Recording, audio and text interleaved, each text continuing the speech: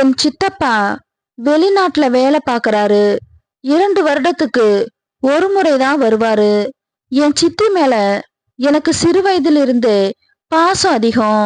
ஆனா அவளை பார்த்தா எனக்கு பயம். சித்தி லைலா அவளை பார்க்க நிறைய முயற்சித்தேன். ஆனா எனது பயம் என்னை தடுத்துடுச்சு. அந்த நேரத்துலதான் என் பக்கத்து வீட்டுல ஒரு மூளை வளர்ச்சி குன்றிய பைத்தியக்காரன் செல்லா. அவன் எப்பொழுதும் என் சித்தி லைலா வீட்டிற்கு அருகில் தான் கிடப்பான். அவன் பைத்தியம் என்பதால் யாரும் அவனை கண்டுக்க மாட்டாங்க. லைலாவும் அவனுக்கு அடிக்கடி பழைய சாப்பாடு உடையெல்லாம் கொடுப்பா. அந்த பைத்தியமும் லைலாவிற்கு விறகு வெட்டுவது, தேங்காய் உரிப்பது போன்ற சிறு சிறு வேலைகளும் செஞ்சு கொடுப்பான். இப்படி இருந்த அந்த பைத்தியத்தை அன்றுதான் நான் பார்த்தேன். லைலா மேல அவனுக்கு ஒரு ஆசை இருக்குன்னு. லைலாவின் வீட்டின் பின்பக்கம் காட்டு செடிகள் மரங்கள் வளர்ந்து காடு போல இருக்கும். லைலாவின் வீட்டை சுற்றி மதில் சுவர் கட்டப்பட்டிருக்கும். ஒரு நாள் இரவு பொழுதுதான் அதை கண்டேன். அந்த பைத்தியம் செல்லா லைலாவின் வீட்டின் பின்புறத்துல மதில் அருகே நின்று ஏதோ செஞ்சிட்டு இருந்தான். நான் என்ன செய்யறான்னு பார்க்க மறைமுகமா அருகில போய் பார்த்தேன். அப்போது அந்த நிகழ்ச்சிய பார்த்தேன். அப்பதான் அந்த பைத்தியத்தை பார்த்தேன். ஷாக் ஆயிட்டேன். அதன் பிறகு நான் அந்த பைத்தியத்திடம் நெருங்கி பழக ஆரம்பிச்சேன்.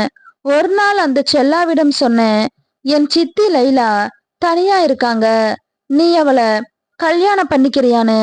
அந்த பைத்தியக்கார அடிக்கடி ரகசியமா பார்த்து எனது செல்போன்ல காமிச்சேன். ஒரு நாள் சாயங்காலம் 4 மணி அளவுல மழைக்காக இரவு போன்று கார்மேகம் சூழ்ந்திருந்தது. அப்போதுதான் லைலா மொட்டை மாடியில வெளியில் இட்டிருந்த தேங்காய் துண்டுகளை எடுத்து செல்லும் போது அவளின் வீட்டிற்கு வெளியில் பைத்தியம் செல்லா நின்று இருந்தான். லைலா அவளுக்கு உதவிக்காக மாடிக்கு அவனை அழைச்சா. அவன் மாடிப்படி ஏறுவதற்குள் பலத்த மழை கொட்டுச்சு. லைலாவும் செல்லாவும் மழையில நனைஞ்சிட்டாங்க. எல்லாத்தையும் எடுத்துக்கிட்டு வீட்டுக்குள்ள போனாங்க. அதன் பிறகுதான் செல்லாவுக்கு பைத்தியம் முத்துச்சு. அப்போதான் நானும் அங்கு சென்று இருந்தேன். மழையின் வேகத்தால எவ்வளவு சொன்னாலும் என்ன பேசினாலும் வெளியே கேட்காதுன்னு புரிஞ்சுக்கிட்டேன். மறுநாள் காலை நான் சித்தி வீட்டுக்கு சென்றேன். சித்தி சித்தின்னு கூப்பிட்டேன். அப்போது உள்ளிருந்து வந்தா என் சித்தி. நான் அவகிட்ட என்ன ஆச்சுன்னு. அதுக்கு அவ சொன்னா, நான் பாத்ரூம்ல தடுக்கி விழுந்துட்டேன்னு, அதான் இப்படி நடக்கிறேன்னு சொன்னா.